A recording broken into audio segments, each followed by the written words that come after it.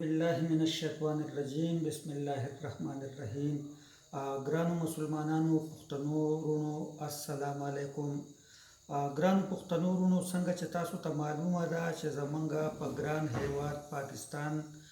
او بیا په خصوصي توګه په خیبر پښتونخوا کې دا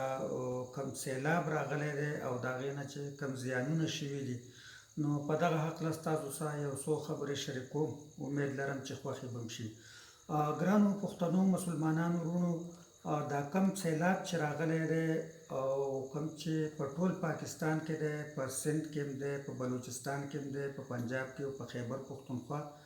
او په ټول ملک کې دی، نو د دې نه ډېر خلک زیانمن شوي دی او خاص کر بیا زمونږ په خیبر پښتونخوا کې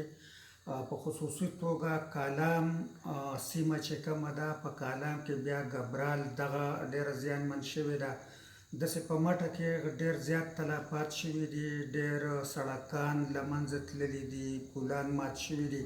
او د هغې په وجه باندې د کمیونیکیشن هغه ذرایع ختمې شوي دي او خلک ډېر زیات په ستونزو کې دی. په زیاتره علاقو کې خوراکي شیان، خوراکي توکي ختم شوي دي او خلک د لوږې سره مخ دی. او څنګه چې سیلاب راشي نو بیا کومې پاکې اوبه چې وي، دا چینې او دغه شیان هم زیانمن شي او هلته بیا اوبه هم نه، نو په هر ځای کې هغه که کالام دی او هغه که ګبرال دی او هغه که بحرین دی او که دغه شان نورې سیمې دي، زمونږ د ایالت، زمونږ د دې ولایت داسې دغه کالام سوات سیمه ډېره اغېزمنه شوې ده. د هغې نه علاوه بیا زمونږ هزاره ډویژن چې دی نو هلته ډېر زیات تلفات شوي دي او خاص کر په کاغان، ناران او بالاکوټ په دغه سیمو کې هم ډېر زیانونه رسېدلي دي. ډېر وګړي چې دي هغه له منځه تللي دي او ډېر خلک چې دی نو هغه ټپیان شوي دي او سترګو په لار ناست دي چې یاره څوک راشي او زمونږ مرستې وکړي. نو ګرانو مسلمانانو پښتنو ورونو، زه تاسو ټولو ته دا درخواست کوم چې هر یو سړی د خپل وس مطابق مرستې وکړي، سل روپۍ ورکړئ، ډونیټ کړئ، زر روپۍ ډونیټ کړئ او که څوک په خپله دغه ځایانو ته تللی شئ نو لاړ شئ او دغه خلکو ته خوراکي توکي ورسوئ، خوراکي مواد ورسوئ، خوراکي شیان ورسوئ، پاکې اوبه ورسوئ، هغو ته خیمې ورسوئ، هغو ته ټینټونه ورسوئ او هغو ته نورې دوایانې داسې ورسوئ چې کوم د دې سیلابي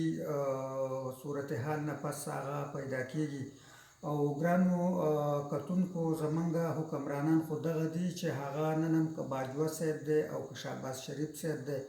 هغه حقه په خپلو قصو قطارو کې نښتي دي او په اپوزیشن باندې تنقیدونه کوي او اپوزیشن هم موږ د عمران خان ډېره مننه کوو چې هغه دا کومې جلسې کولې هغې ودرولې او عمران خان هم دا ویل چې موږ به نور د سیلاب د متاثرینو مرستې کوو. او په آخره کې زه بیا ټول پاکستانیانو ته دا درخواست کوم چې موږ لا په دې خبره غور فکر پکار دی که چیرته زموږ په وطن کې ډیمونه وی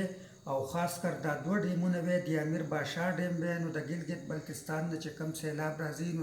دا پلټ به هغې کنټرول کړی وی.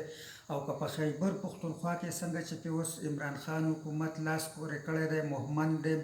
که چیرته مهمند ډیم جوړ شي او دا پروژه سر ته ورسي نو د دریای سوات او د دریای پنجګوړې او د دریای کابل کې چې کم سیلاب بیرېله راځي نو دا به مکمل طور کنټرول شي او خاص کر زمونږ درې ولسوالۍ چارسده، نوښار، پېښور،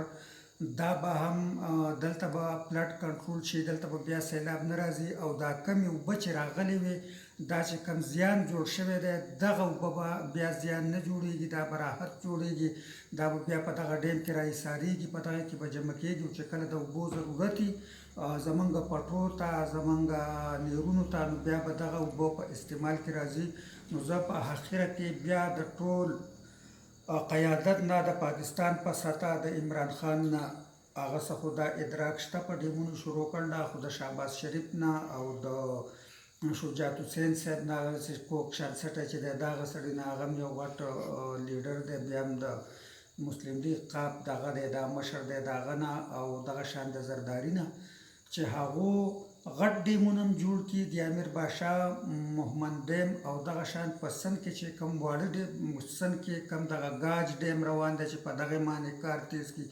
داسې بیا په بلوچستان کوم ایالت چې دی چې هلته واړه واړه سمال ډیمونه جوړ شي، نو بیا به دا سیلابونه چې راځي نو دا به کنټرولېږي او دا به زیان نه رسوي، دا به بیا موږ ته فایده رسوي. نو ټول قوم ته مې دا اپیل دی چې ټول یک زبان شئ او دا ټرینډ وچلوئ چې حکمرانان مجبور شي دې ته چمتو شي چې هغو ډیمونه جوړ کړي. والسلام.